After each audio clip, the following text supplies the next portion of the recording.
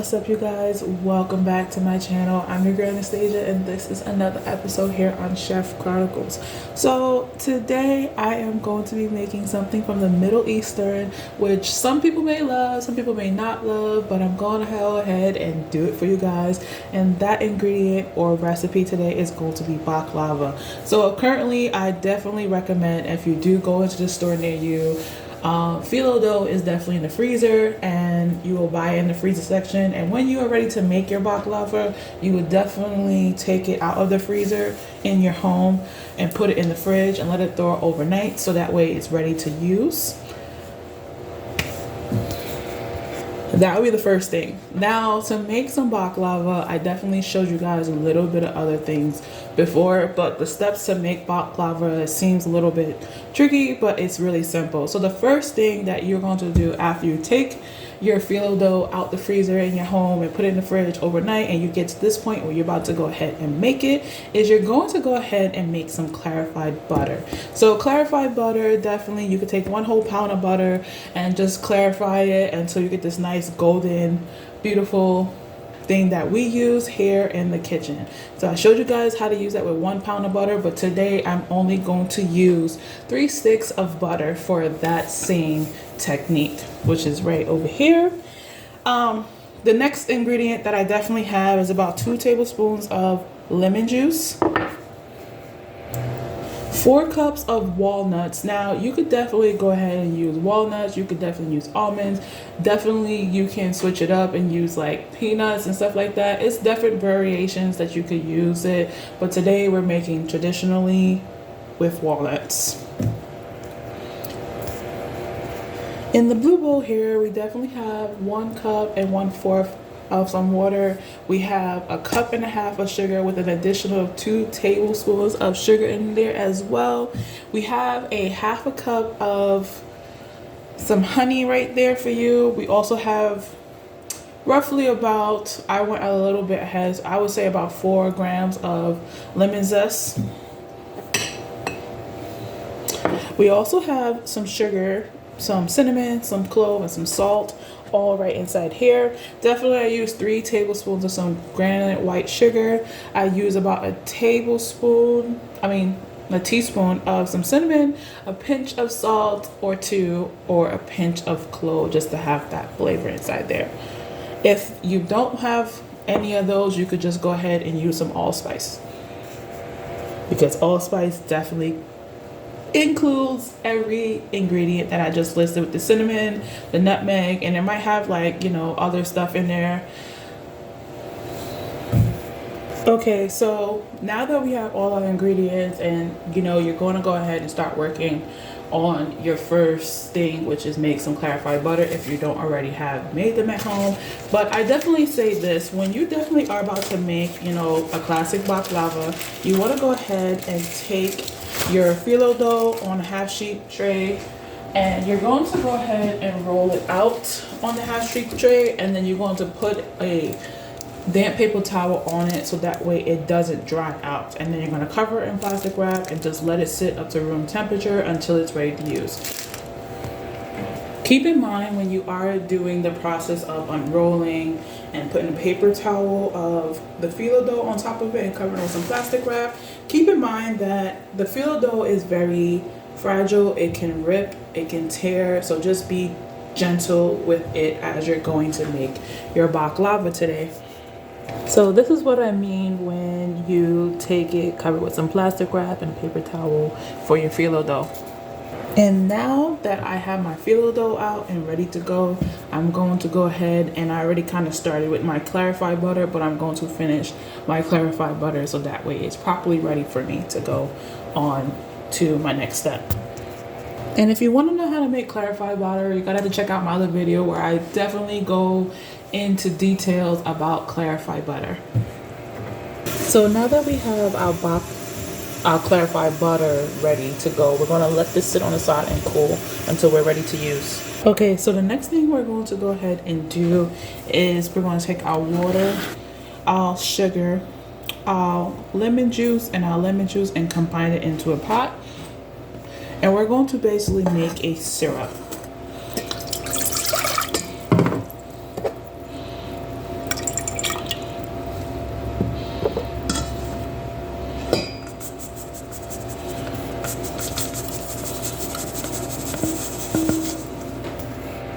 Now, as I said, simple syrup, you could definitely go ahead and stir it because you're not doing like caramelization or anything like that. So definitely once the sugar is dissolved completely and this starts come up to a boil and it starts to look clear, that is when we're going to go ahead and add in our honey. But don't forget, we're going to also add in 2 or 1 cinnamon stick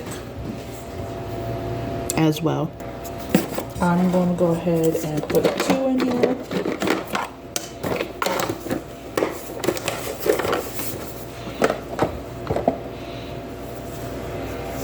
In the meantime, I had a 13 by 9 brownie pan, but it's preoccupied right now, so definitely I'm using foil pan, so definitely use your brownie pan.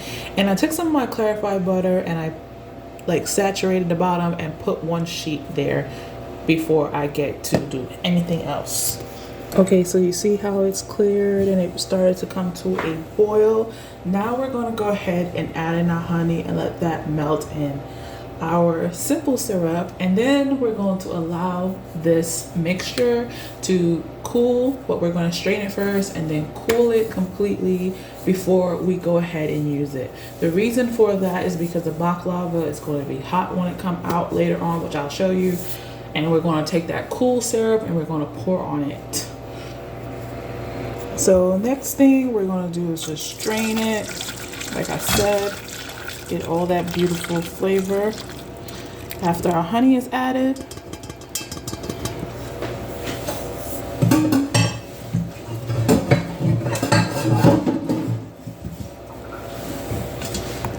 And there you have it, our nice beautiful syrup.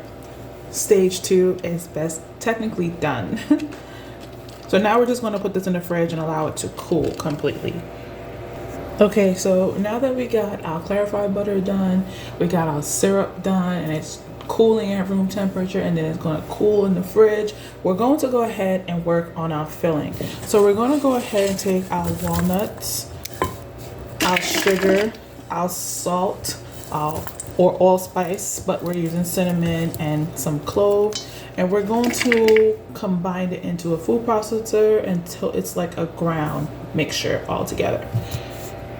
And there you have it, our beautiful filling right here, nice and coarse and ready to be used. So now that we have our syrup, our clarified butter, we also have our filling ready, we're going to go ahead and continue with our phyllo dough. So remember the phyllo dough that we definitely use. Remember, I'm using a foil pan. You could definitely use that 13 by 9 pan just because mine is preoccupied right now. So definitely the first thing is you're going to butter it really good and you're going to put your phyllo dough there. But right now, the next step that we're going to do is continue adding more phyllo dough. So we're going to take our clarified butter and we're going to do completely a total of 10 layers. So we already have 1 layer.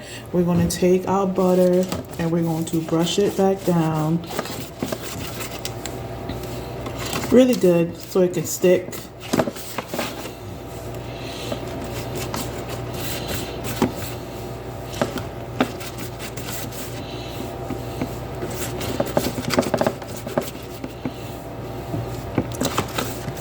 Would be helpful if I had my 13 by 9 pan, but it's alright.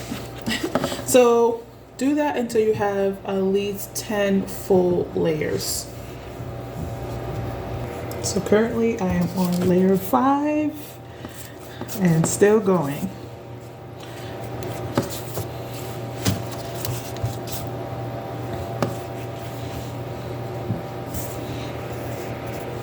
Now, I definitely want to mention something because definitely when these phyllo dough things are super fragile as you're putting them in, if it tears as you're picking them up, you can still use it.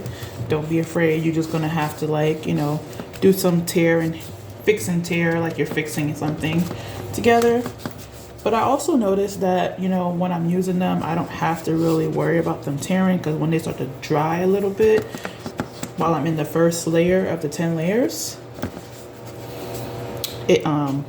it's easier to pick up. So play around with the phyllo dough and have some fun with it. Get comfortable with it.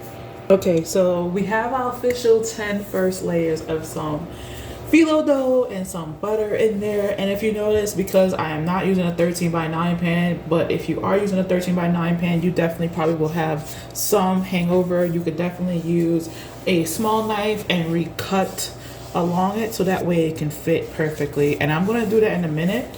But the next thing that we're going to do is we're going to take some more butter on our 10 layers, right? And we're going to go ahead and add our filling on top of this butter filling.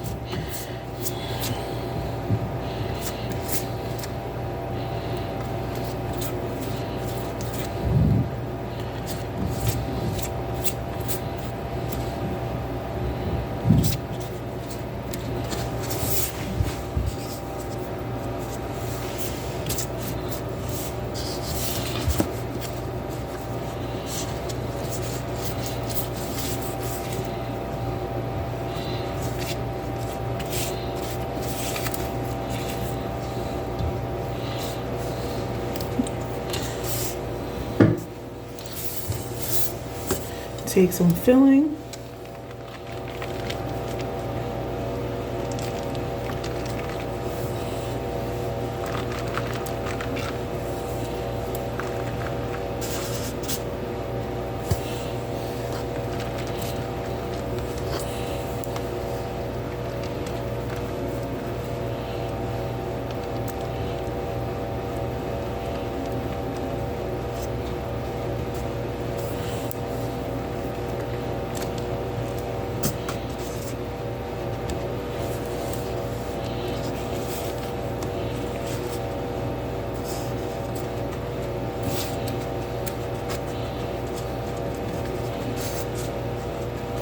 Okay, so now that we have our filling there, we're going to go ahead and do the same process and add 5 more layers to this filling.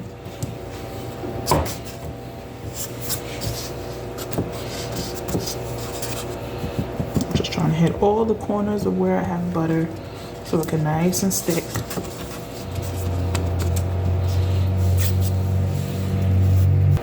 So after, like I said, we're doing another 5. So then once we finish our completed 5, we're going to go ahead and put some more of our filling and then do another 5, and then, you know, put some more filling and do another 5, and then the last layer will be 10. So bear with me. You're going to use all that clarified butter, so you don't have to worry.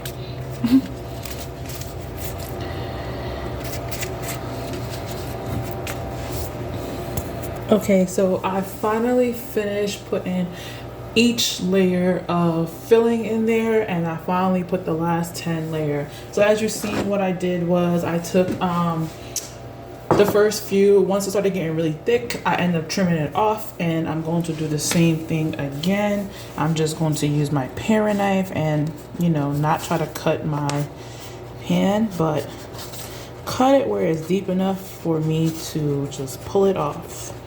And I'm rotating my pan as I go. Just trying to keep it real neat in here. Like so.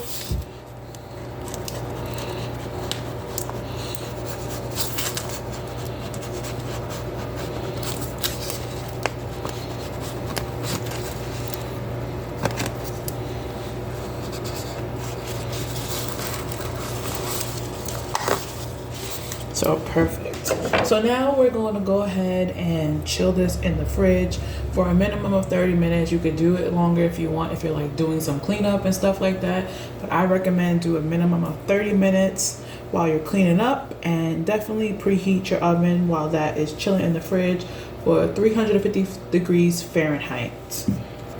Okay, so after the 20 minutes or whatever time you decide to leave it in, you're definitely going to go ahead and score it. So taking a chef knife, we're going to gently use the tip, and we're just going to cut it in half like so.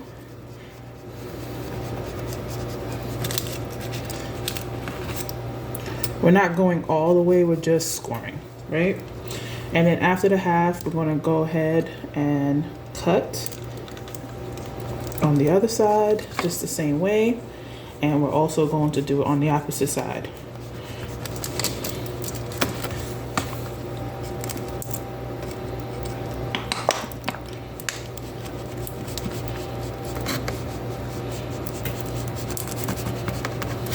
Right.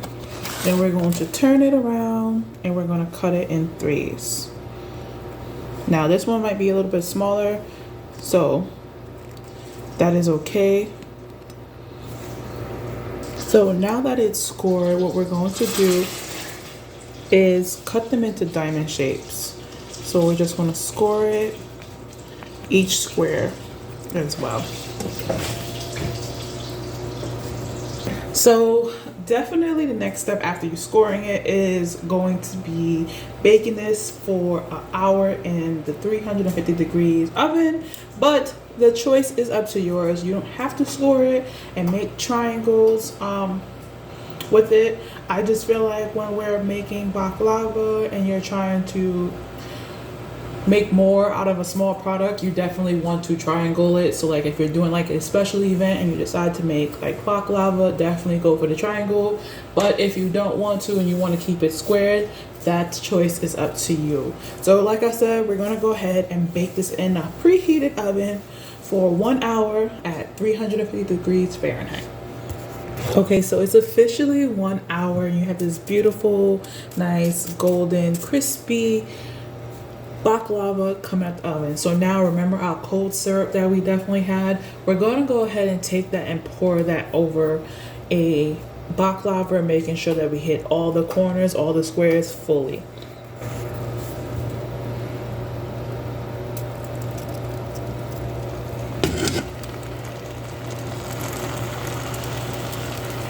Hear that sizzle? That's perfect. That's exactly what we want to hear. Now we're going to use all this syrup.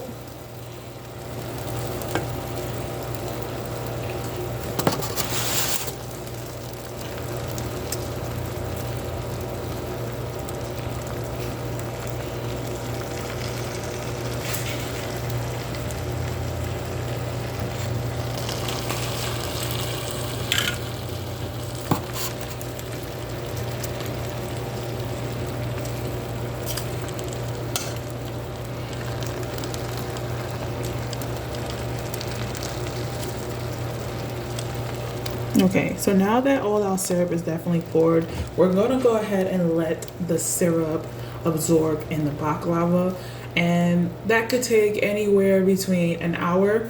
So once it's been an hour, that is when we're going to fully cut it through to make sure our baklava is done and cooked. So I recommend that once you put the syrup in there, you definitely let it sit for at least 6 hours to overnight, and then you can go ahead and cut it. But some people like to wait like 4 hours. It all depends on you. So if you want to go ahead and make this ahead of time and then get ready for it in the morning, that is a perfect way to do overnight. So 1 hour before we fully cut it, and then 6 hours completely to absorb that syrup, and then we're going to go ahead and serve. So after the 6 hours that has been there, you definitely have this beautiful baklava cake. Definitely I will use my small offset spatula to help you scoop it out. Definitely make sure you use your chef knife to go around the center or the section that you want to make sure it's fully cut fully, because sometimes when you cut a baklava, it could not be fully cut. Okay, so I put 3 pieces on here to show you guys different sizes, triangle pieces, plus, you know, all that. And I wanted to show you guys that beautiful inside layer. So definitely baklava could stay out on room temperature for a minimum of 5 days, no more than 5 days. If you are going to store it in the fridge, you can literally just store it, wrap it up, airtight container after the 6 overnight hours, and you know, take it out and enjoy it just like that. So other than that, I hope you guys like this simple yet Middle Eastern type of vibe today, and see you guys on the next one. Peace.